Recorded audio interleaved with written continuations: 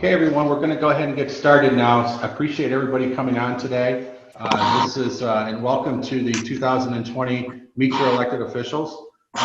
What I'd like to ask is if everybody could mute their mic, and we'll have, we're going to have featured speakers. We're going to have Mayor Jones, Senator Jones, and Supervisor Desmond speak a little bit later, but just want to do a quick welcome. My name is Ritter. I'm the CEO of the San Marcos Chamber, and again, I'd like to welcome you to tonight's event. Wow, what a difference a year makes. I know several of you have participated in this event in the past, and it's been such a great event.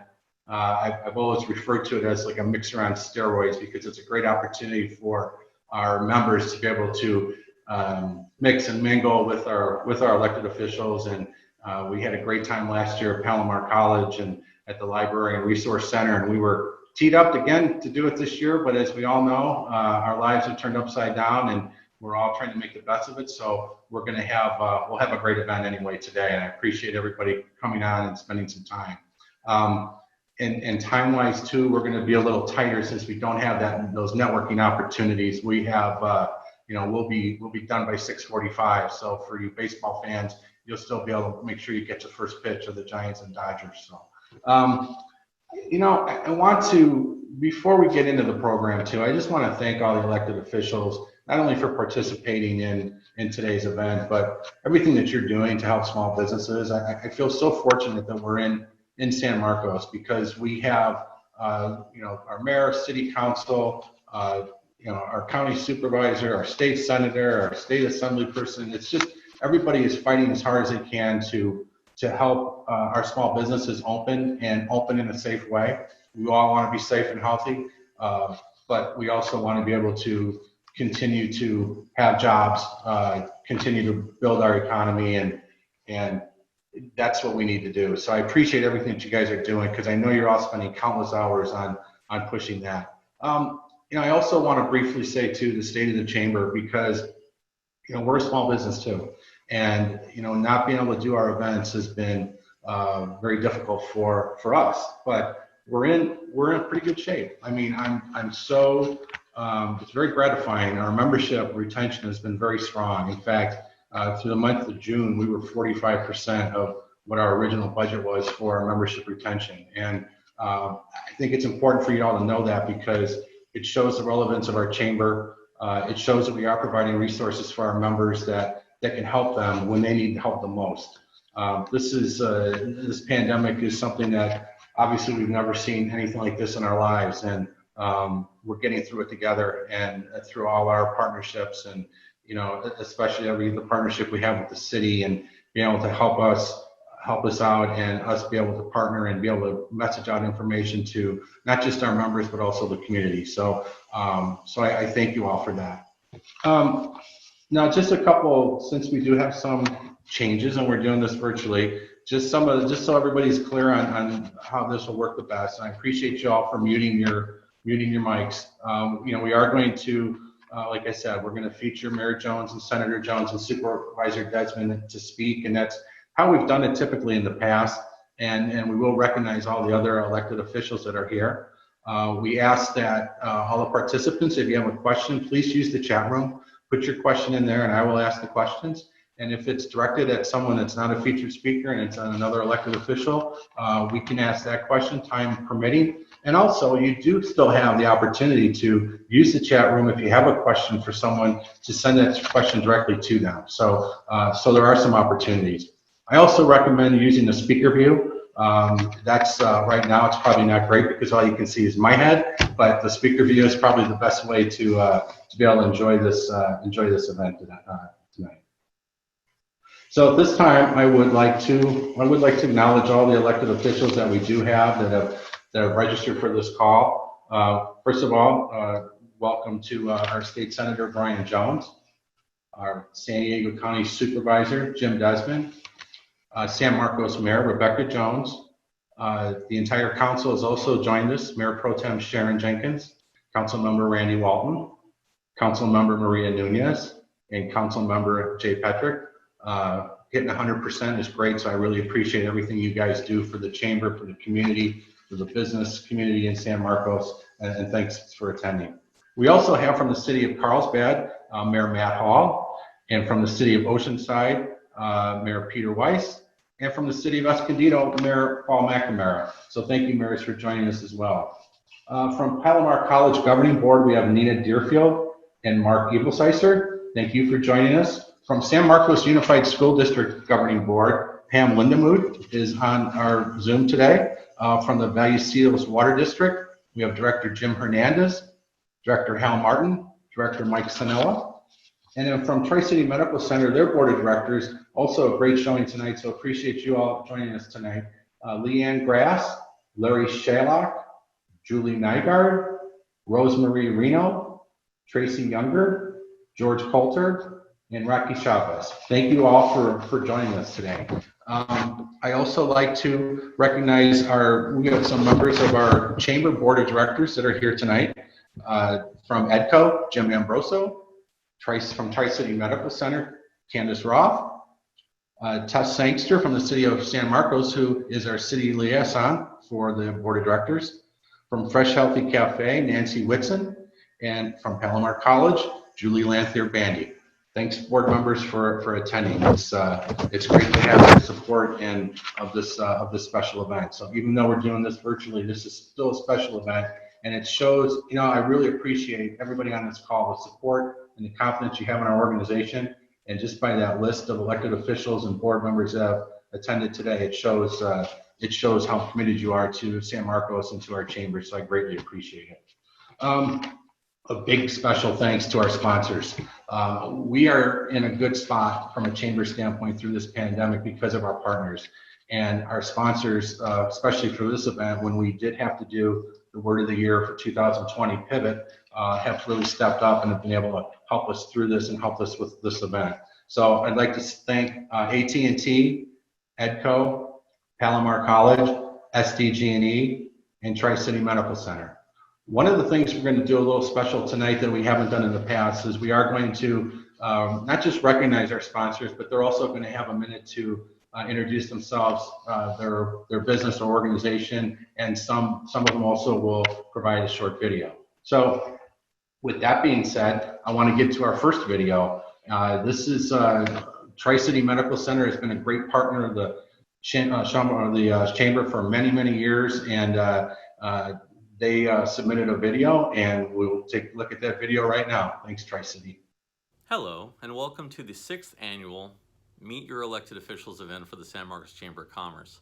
My name is Aaron Bizak, and I am a representative of Tri-City Medical Center in Oceanside, California. I want to thank you for attending today and being involved in your community and meeting your elected officials. I'd also like to take a moment to reflect on the last several months during the COVID-19 pandemic and really take a moment to thank each and every one of you for everything that you've done to support us this entire time. In particular, I'd like to recognize the elected officials who are representing us in Sacramento, in Washington, D.C., and at the city council level and at other levels of government for doing everything that you can to support our hospital in our time of need. I'd also like to thank the businesses in our local community and the Chamber of Commerce for really stepping up to the plate and making sure that donations, much needed donations, came to our medical center over the last several months. And finally, I'd like to thank all the community members who've taken it upon themselves and worked together with groups of people to produce everything from homemade masks to food for our staff. We appreciate everything that you've done, and on behalf of everyone at Tri-City Medical Center, I want to say thank you. Thanks, Aaron. Tri-City Medical Center, all of our all medical centers, first responders, they've done an amazing job of being on the front lines during this pandemic. So thanks for everything that you and your team have been doing to keep us all safe. So thank you so much. At this point, I'd like to introduce San Marcos Mayor Rebecca Jones. City of San Marcos has been, like I mentioned before, such a great partner of the chamber, and with so many things that we've been able to partner on, whether it be the business safety promise, and I just applaud the city for coming out with the business sustainability loans that they did from the very start. So Mayor Jones, thank you so much for joining us today.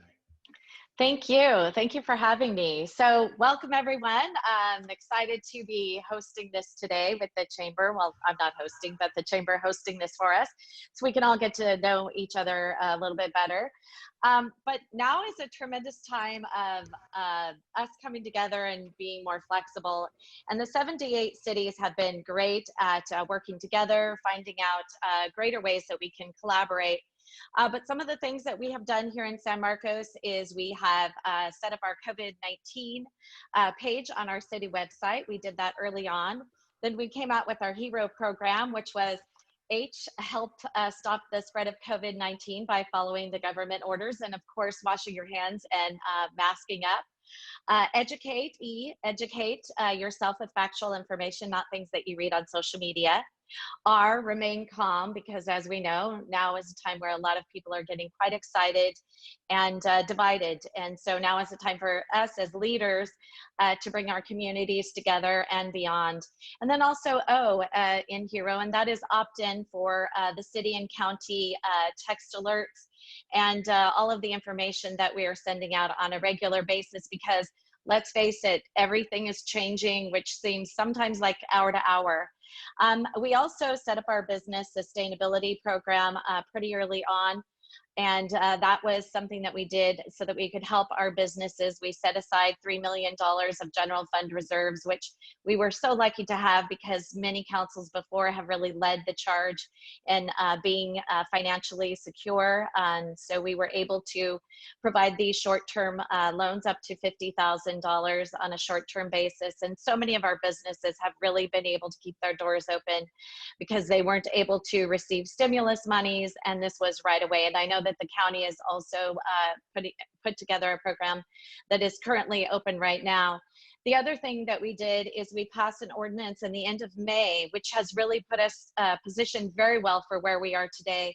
And that is able to use the outside for our businesses so that our businesses can still remain open and do it safely. And so these are just some of the things that we've done here in San Marcos.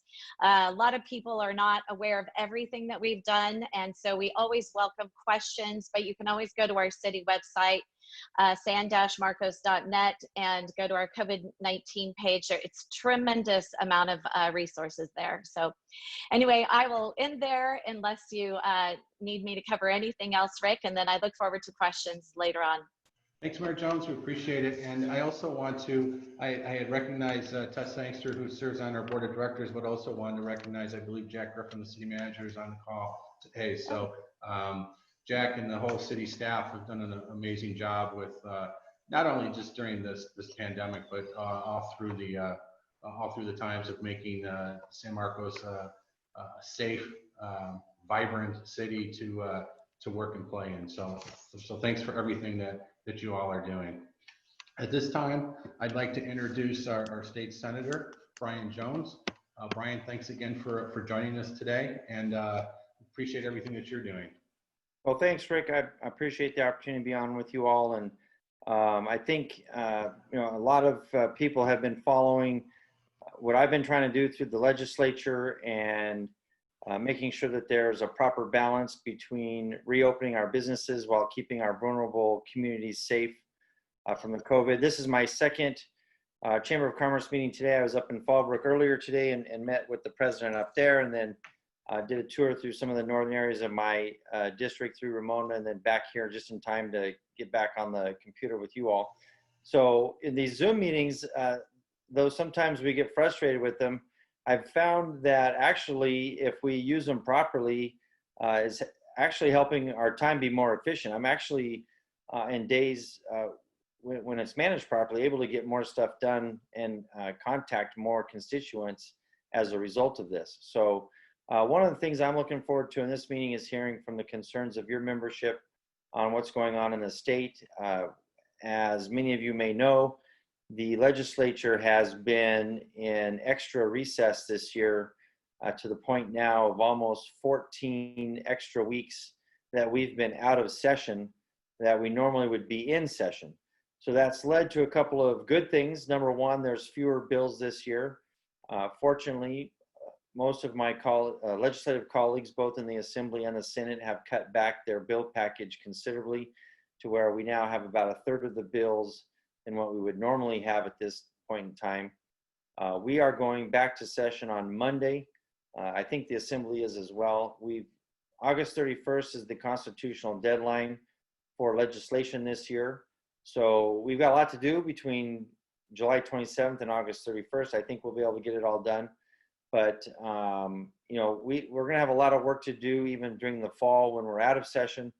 And one of those things is holding the governor accountable for when he is legislating by executive order without running stuff through the legislature, which unfortunately my Democratic colleagues have, even though they're frustrated with some of the things that the governor's done, they've not taken the steps to pull back some of his emergency services authority. And so I'm hoping when we get back, we'll be able to start having those conversations, and then we'll have a true checks and balances in our government between the legislature and the governor's administration.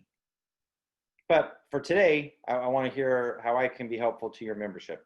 Thank you, Senator Jones. We appreciate that, and that's, you know, a reminder to all of you that please take advantage of the chat room. This is a great opportunity to ask questions with the representatives that we have on the call today. So please put your questions in the chat, and we will be able to get to those as we move along with the program.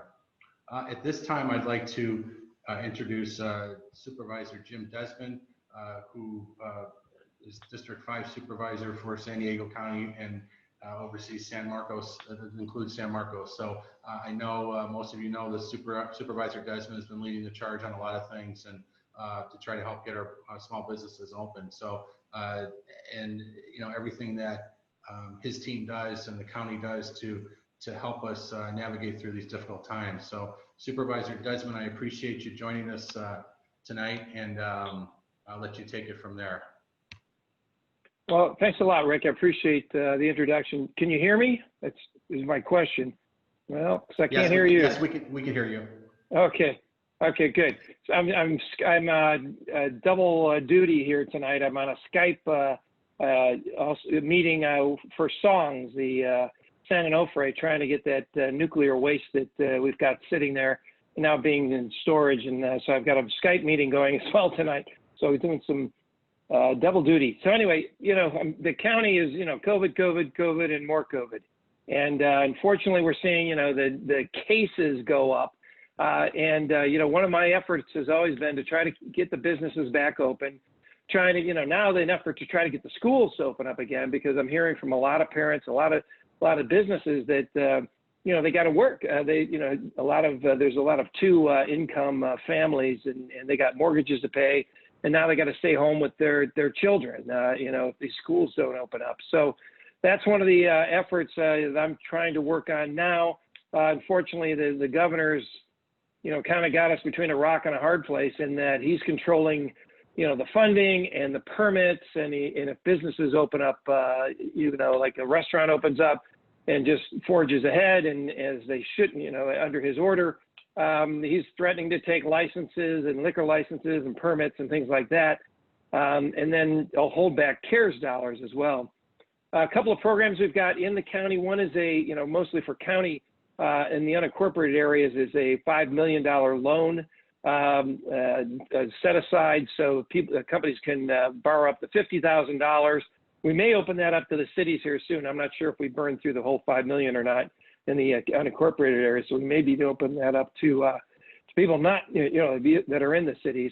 So there's $5 million there. We just got $17.5 million in CARES Act dollars to disperse between the 5 supervisorial districts, and so it comes about $3.4 million. But we've had applications for that. Those are CARES Act dollars. The money has to be spent, has to be COVID related, and it has to be spent by December. And the unfortunate thing is, I think out of the $17.5 million, we've already had applications for about $300 million. So that money is going to be fairly spread fairly thin. You know, I'm going to be looking for mostly, you know, companies that are on the edge, companies that are looking at closing down. Also for you know, nonprofits, which are going to include Boys and Girls Clubs and shelters and places like that. that need those dollars as well. So we're constantly fighting and just trying to figure out what the governor says each time he comes on and straighten all those things out. It's unfortunate we're back where we are, I think, with the businesses, and I know a lot of businesses there.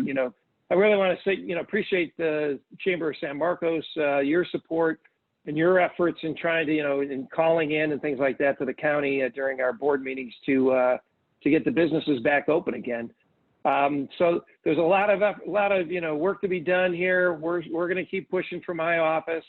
We're trying to get, the word out to everybody. One of the interesting things I found out today is even though we've got all these more cases, the actual number of people, unfortunately dying from the virus is actually coming down from where it was in April. If you look at, number of cases per number of deaths, we're actually decreasing, and the same thing with hospitalizations. We've got a lot more cases. And quite frankly, we've got a lot more people testing positive that are younger. The average age right now or this week is 37 years old. It used to be into the 60s. Unfortunately, the age for death is still at 78. So what we know is we got to protect those that have, multiple underlying conditions. But our youth, we've had 0 deaths under the age of 19.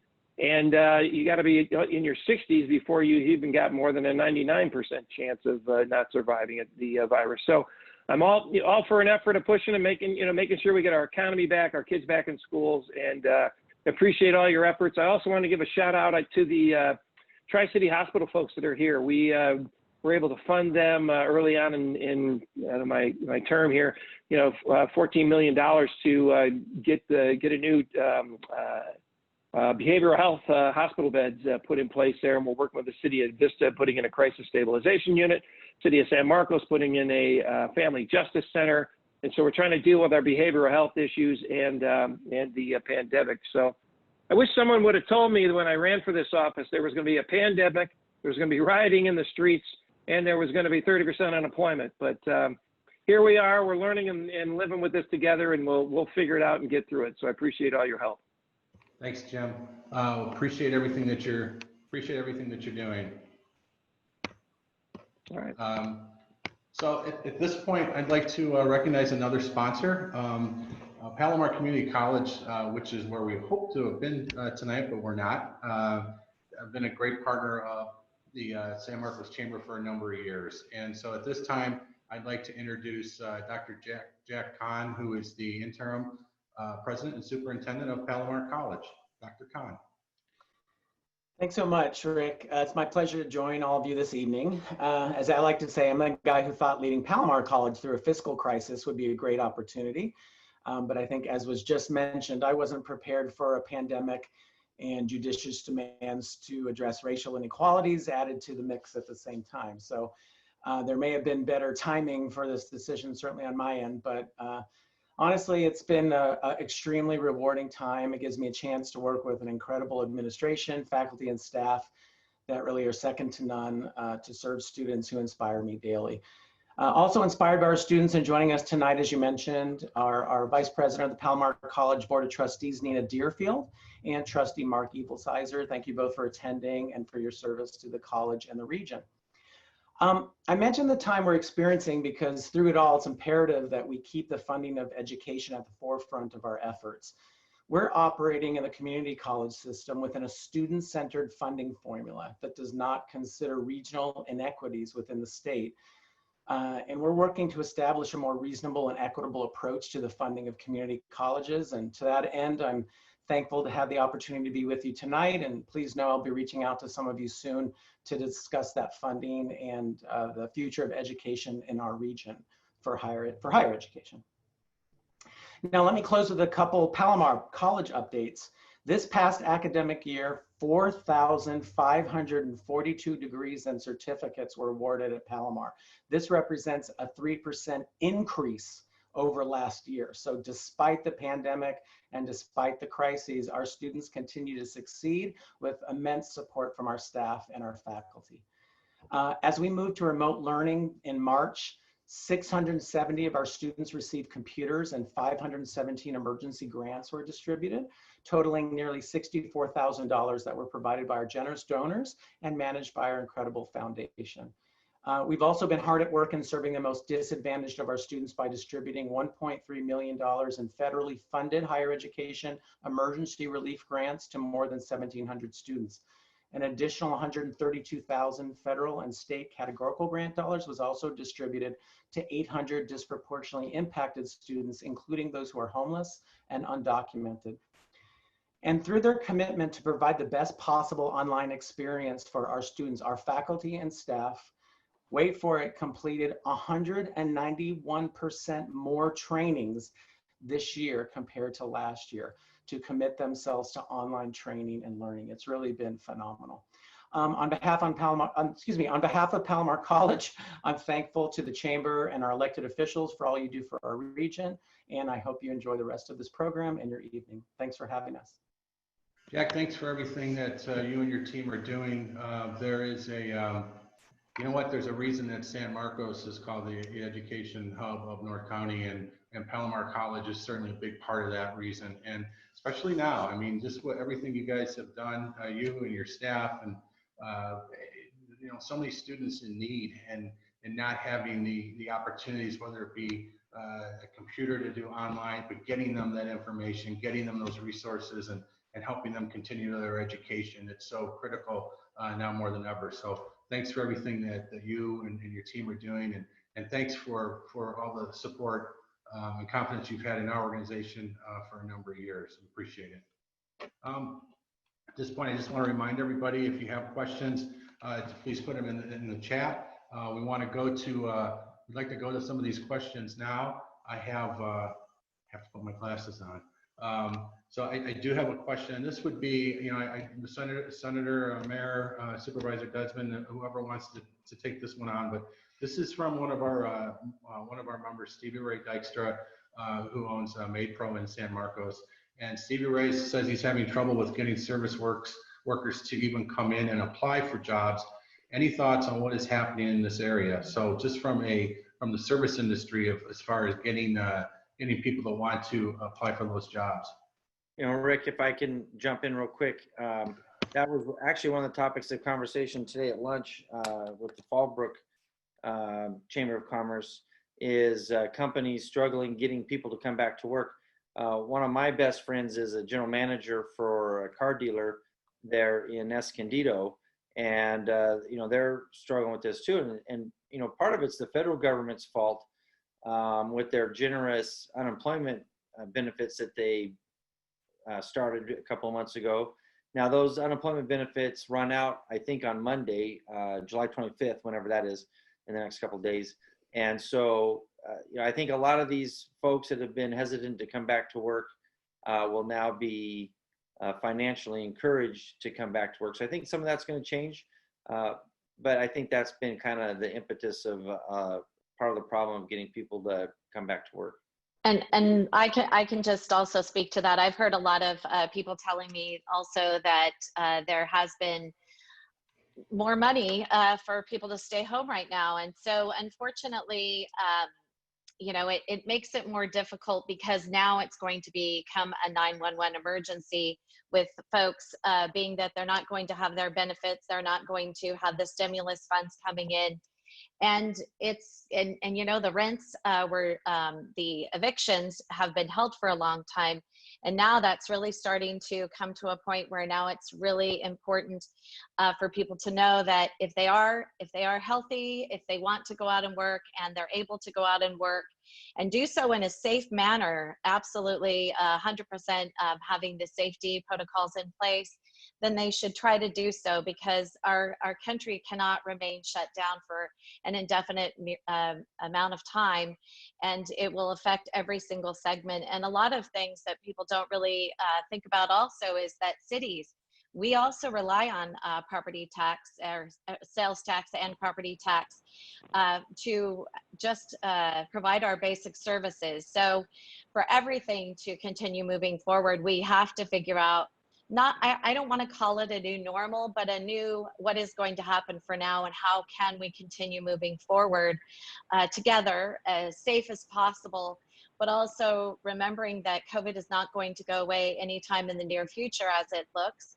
And so we've got to figure out how we're going to adapt to that. And I think it's being flexible and figuring out ways to continue the workforce being employed, allowing people to have the opportunity to provide food on their table and a roof over their head, but also doing so in a safe manner. Thank you, Ray, for sending in that question. We've got a couple more questions in the chat room, but before we get to that, I'd like to feature another one of our sponsors tonight. And this one does also include a video, so everybody cross your fingers this time so we can hit it. So at this point, I'd like to introduce the Director of External Affairs for AT&T, John Osborne. AT&T has been a great partner for the Chamber for many years. So John, go ahead and you've got something to say about AT&T, and then go ahead and introduce your video. Okay, great, thanks. Can everybody hear me okay? Yes, we can hear you. Great. Well, I guess first I'll start with the impacts of COVID. Certainly put a lot of pressure on the AT&T network. Our traffic is up almost 30% in the core network, and even higher on Wi-Fi type services from the homes, up in the 40–50% range as far as an increase in traffic. But AT&T is not immune from the impacts of COVID. It puts pressure on our customers, it has financial impacts, and it's caused us to close 60 stores statewide. And it's really accelerating a pace of change within our company. We're going to have fewer stores going forward and try and operate the way that our customers want to do business with us, and that makes the most sense. Still, in spite of the financial pressures, we have responded to the needs of the community across the country and have donated $3.5 million in the state of California and over $250,000 here locally to community-based services to support meals for everyone from seniors to children to education, a variety of different aspects where we're still supporting the community as best we can. So the big things going on for AT&T is our Firstnet build. We're building a network for first responders that's interoperable across the country, and that's going very well. We're seeing high adoptions from police and fire. The Sheriff's Department is on currently and using that network, and it's already paying dividends for the U.S. Navy, particularly with the Bonhomme Richard catching fire.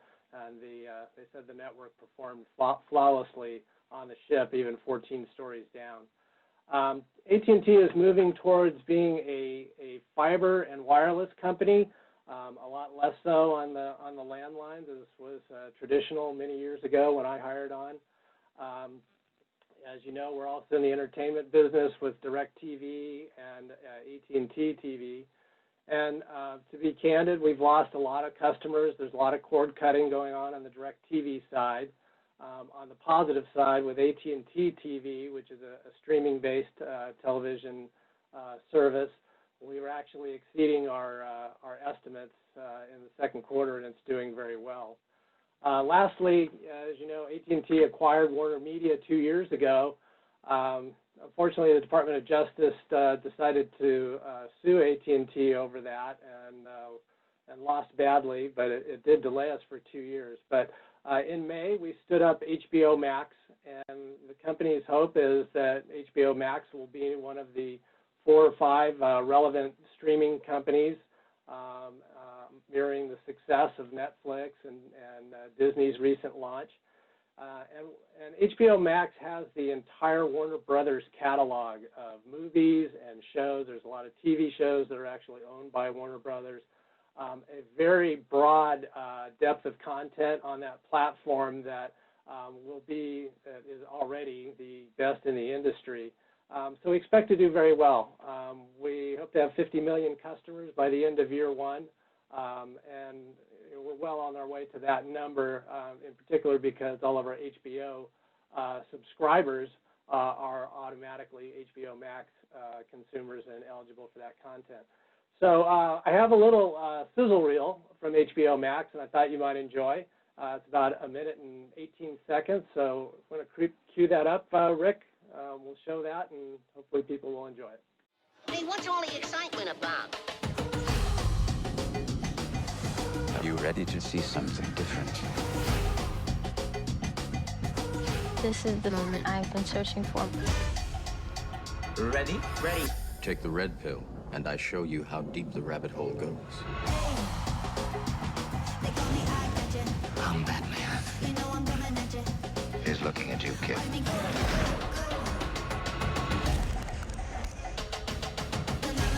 We're the ones to revolutionize.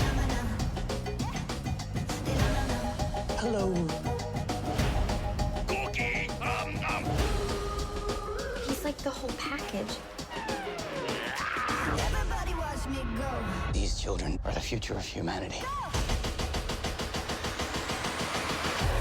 Bazinga. I'll get you, my pretty.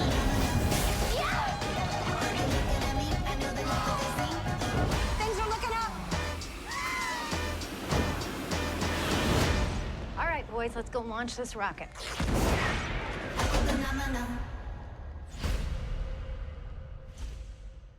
Thanks, John. Thanks for sharing that video.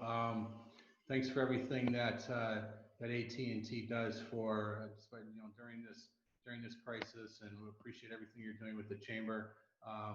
In these times right now, it's kind of nice to see Scooby-Doo running across the screen and lighting things up a little bit. I do have to admit, when we were practicing these videos, and we did practice, I signed up for HBO Max. So, John, thanks again for sponsoring tonight's event and joining us today. I appreciate it. Thanks. At this time, I'm just looking at chat now, and I do encourage everybody to put questions into the chat room, and we can get to those. I've got a couple questions about schools, primarily K through 12, and how to get back to school. So I don't know if we're somewhat hands are tied, but if Senator Jones or Mayor Jones, if either one of you would like to be able to address that in some way.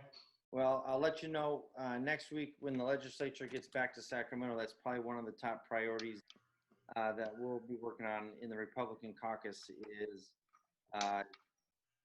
making sure that schools have a legitimate plan for getting kids educated next year.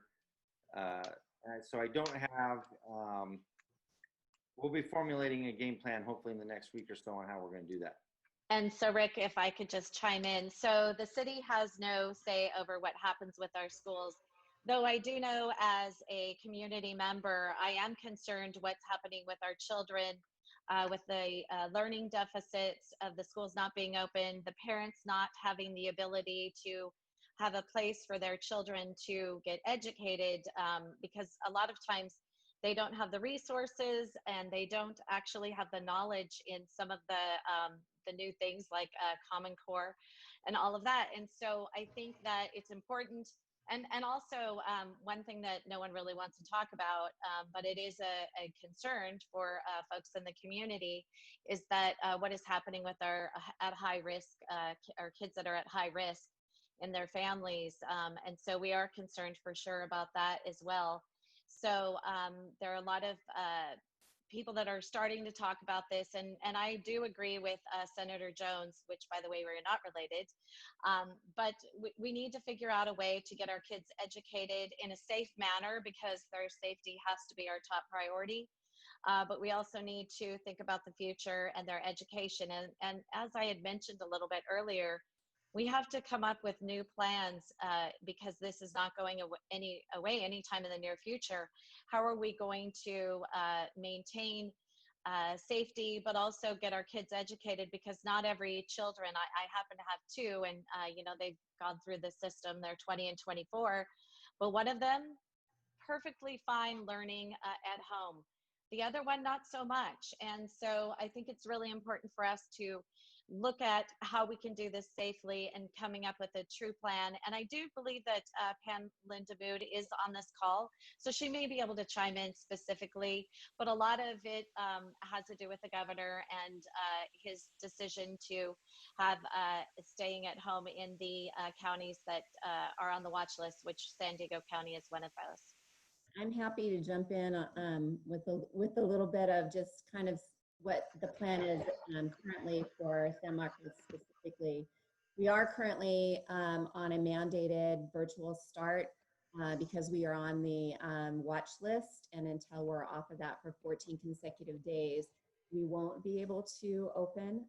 So everybody should be planning for an online start. We had a meeting on Tuesday night, and while a formal plan for every grade level was not approved, we have a plan for the opening. I saw in the chat that there was a question about whether or not we'd be opening on August 18th, and that is our current plan. So virtual on August 18th, so sticking to the current calendar. There are plans for rolling start if that is necessary, so that we probably won't all jump back in at on a drop of a hat, because we want to make sure that we do it in a safe manner, and that our capacities will be smaller, so that full classes won't be returning all at the same time. I am in touch with, I just reached out to, I saw also Synergy Home Care had offered some assistance with in-home help. So I reached out to them to please send me the information about that. I'd be happy to share with that. We also have, for the long term, the plans that we currently have are plans that can be switched and we can pivot rapidly between online and in person as necessary.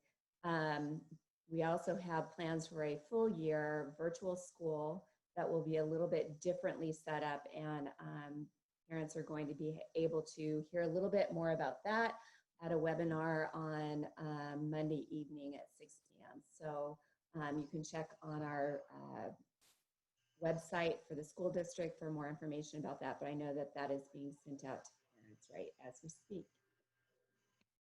I hope that helps a little bit. Great, thanks Pam. Thanks so much for serving on the school board. Thanks for providing that insight, which is very helpful. You know, as most of what we do from the chamber is working with the small businesses and trying to get them open. And but you know, as difficult as that is, and as challenging as that is, getting these kids back in school is just a massive challenge. And I appreciate everything that you're doing to help all of you, everything that everyone's doing to try to get us back to helping these kids out. We all agree that the in person, you know, in front of a qualified teacher is what we're here for in public education, and that's what we strive to get back to as soon as possible. Great, thank you very much. At this point, I want to take time to recognize another one of our sponsors for tonight's event. At this point, I want to introduce from EDCO. EDCO's been a great partner as well with the chamber for a number of years, and their new general manager, Jim Ambroso. Jim has joined us today. Jim is actually our newest member on our board of directors as well. So, Jim, go ahead and take it away. Sorry, I had to unmute myself. Thank you, Rick, for giving me the opportunity to speak tonight and to particularly address this group. I was looking forward to this, hopefully in person, but tonight we do it virtually until we get a chance to do this in the future. There's a privilege to see so many people out there that I've had the opportunity to work with in the past, and I'm really excited to be here now with EDCO as the new general manager. Came on board just in the last 3 months.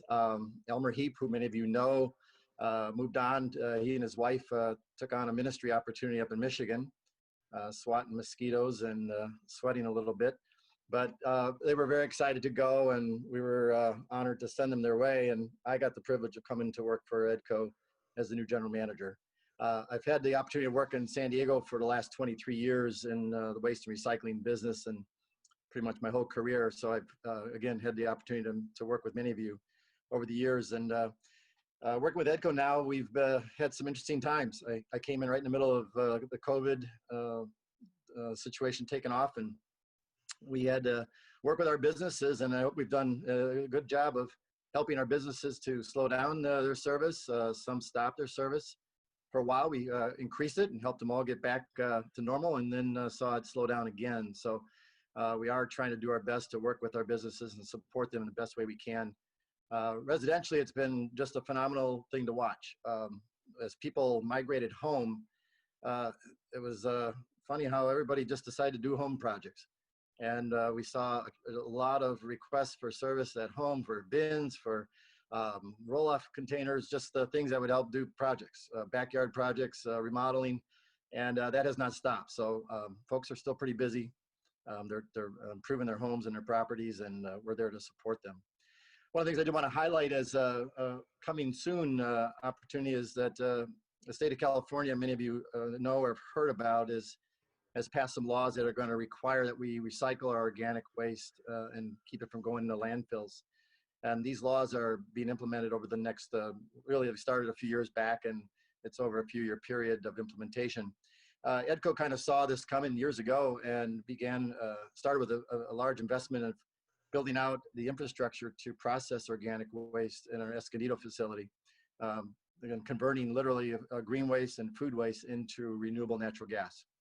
The gas will be used to power our trucks, and so we'll be reducing the carbon footprint in a big way. All of us will be impacted by this. Residentially, we will be rolling out a program and a lot of information and helping folks understand how to do this at home, recycling our green waste and our food waste, but also businesses too. And we'll be in the fall starting the outreach and educational component of this. Really won't get it kicked off until early next year. But just thrilled to be part of EDCO, thrilled to be part of this chamber. Thanks, Rick, for allowing me to come on the board. And looking forward to working with all of you as we take these programs forward. So thanks again for this opportunity. Thanks, Jim. Looking forward to working with you as well. And thanks so much for everything that EDCO is doing for the community. It's just a great partner of the chamber and of the community in San Marcos. So thanks for everything that you're doing. Okay, we're getting close to wrapping up here. I've got a question from Jay Petrek that affects San Marcos and Escondido. And actually, Jay, if you want to unmute yourself and ask the question, this is for Senator Jones. Go ahead and unmute your mic and go ahead and ask your question. Yes, and good evening, everyone, and thank you, Senator Jones, for attending. This question has come up. I also work for the city of Escondido as assistant city manager, just full disclosure here, as well as San Marcos appointed city council member. But the issue that's come up for both San Marcos and Escondido, and I think a lot of cities in the state, is the use of PEG fees, and those are the fees that we receive from franchise companies for the use of broadcasting our public service messages as well as our public council meetings. The funds that we receive from the franchise, from our service providers, our cable providers for the franchise fees, they only can be funded for capital projects. So we can build out production rooms and video rooms and so forth, but we cannot use the funds for staffing those facilities to pay for the staff to actually broadcast. So what would be really helpful is if legislation could be passed that would add flexibility to the PEG fees that are received by cities to allow not just for the capital costs of outfitting cities with these production facilities, but also for funding the staffing associated needed to get that message out. And these aren't just city council meetings, but it's also public service messages and so forth. So again, with dollars being constrained throughout with COVID and the economy and so forth, we're looking for every opportunity we can to provide as much public service opportunity to the public. And the use of these PEG fees for funding staffing to provide those services would be very helpful. That possibly could be a good idea. Unfortunately, as reading your question, I was trying to remember that from my days on the Santee City Council, and I don't remember us having a discussion about that. So I'm going to circle back with them too and find out how we've used them there. And I sent you my email Jay, send me an email kind of outlining this, and we'll look into doing legislation next year. The deadline this year to submit legislation has way passed, and as I mentioned at the beginning, August 31st is the deadline for the year. So that is something, if it has some merit, that we can introduce next year and maybe get passed next year. Thank you. Would appreciate that. My pleasure. Thanks, gentlemen. At this time, I'd like to introduce recognize one more sponsor to today's event. So SDG&E, and then as part of its wildfire preparedness efforts, SDG&E created a community fire safety program working with representatives from 40 different groups, including water districts, schools, the County of San Diego, fire agencies, telecommunications companies, disability rights groups, and residents. Collaboration with local agencies has taken place for many years and has helped increase resources in the region. This video will show some of these collaborative efforts to help keep the region safe. 36 years in the fire service, I said, what is a utility getting involved in fire suppression for? That's that partnership between first responders and SDG&E, trying to augment what may be missing in prevention and in fire suppression.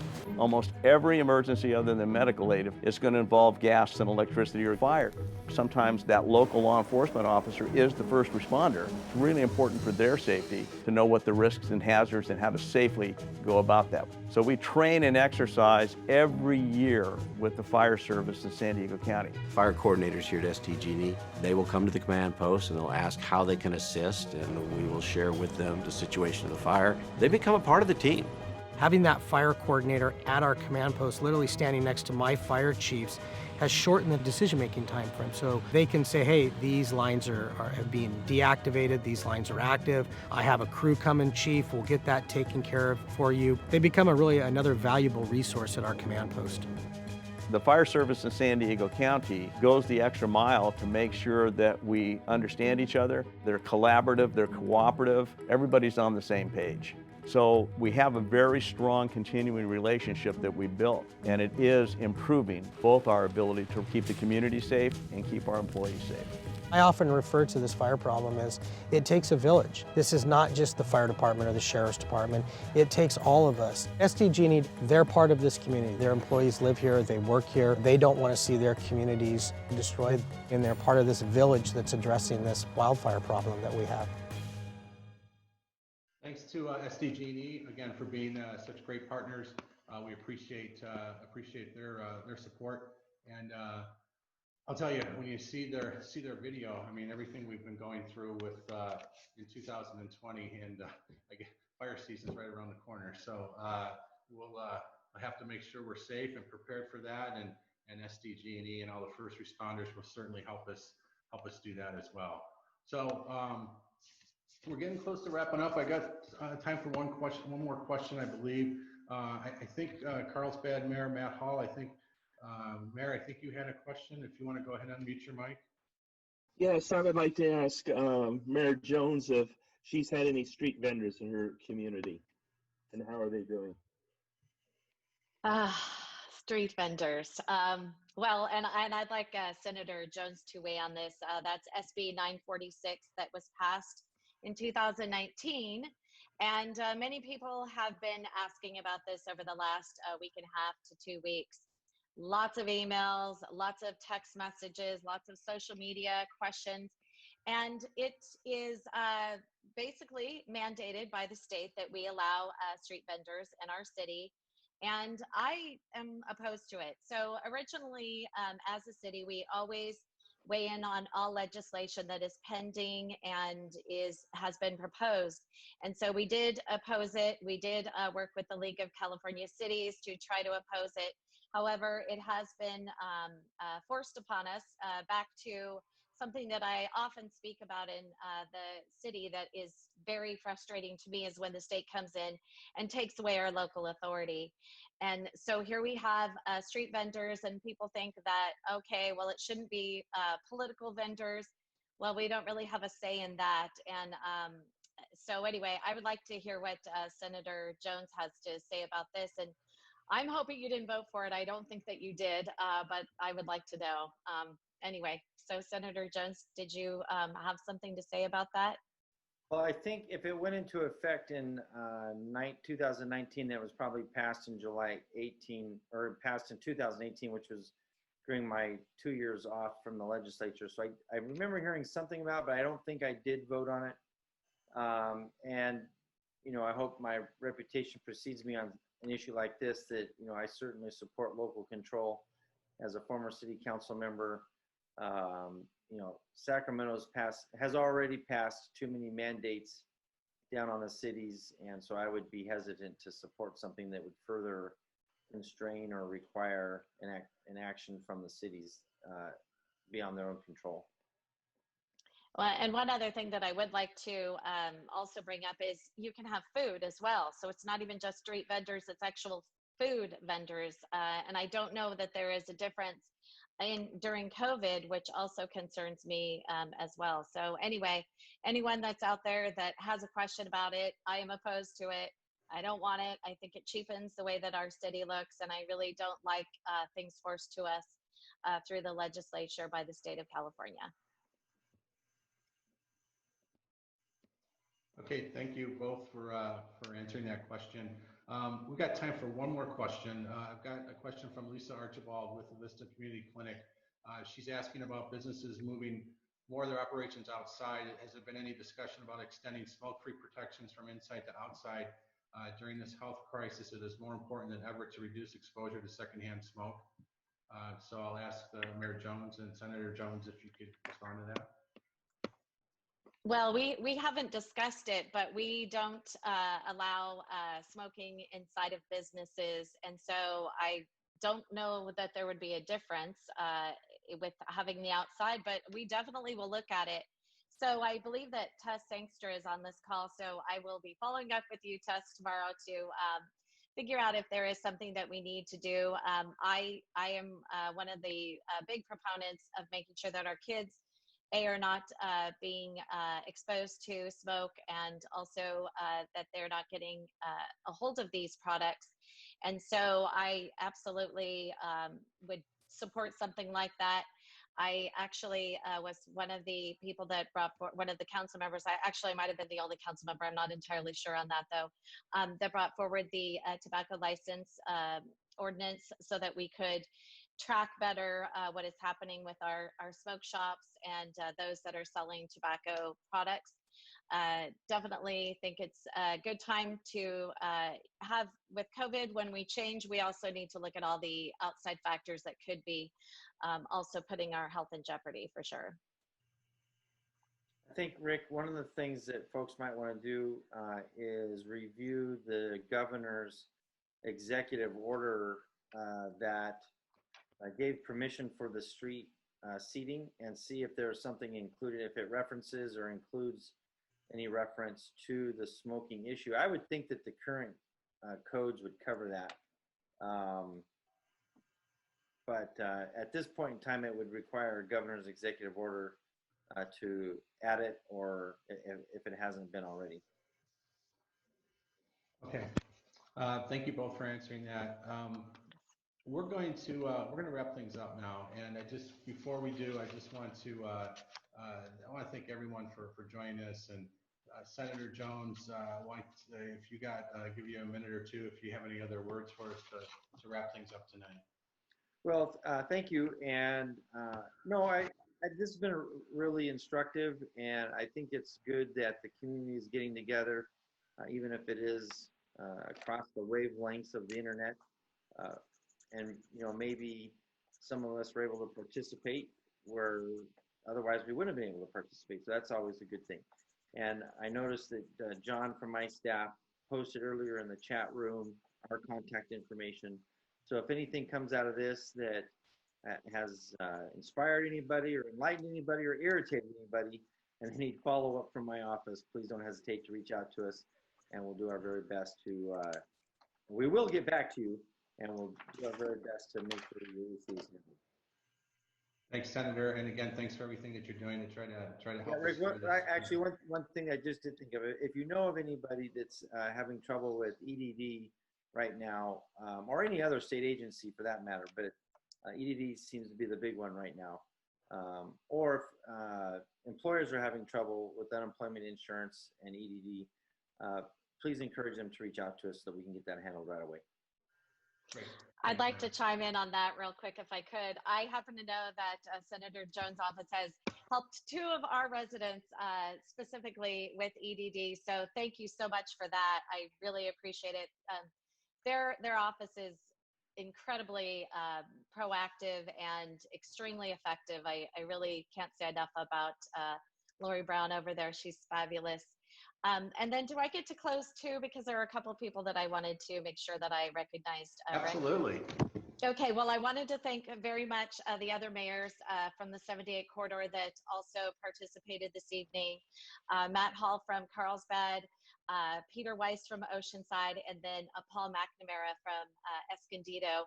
We have worked very closely during this and shared a lot of our best practices, and it's been a really great collaborative effort.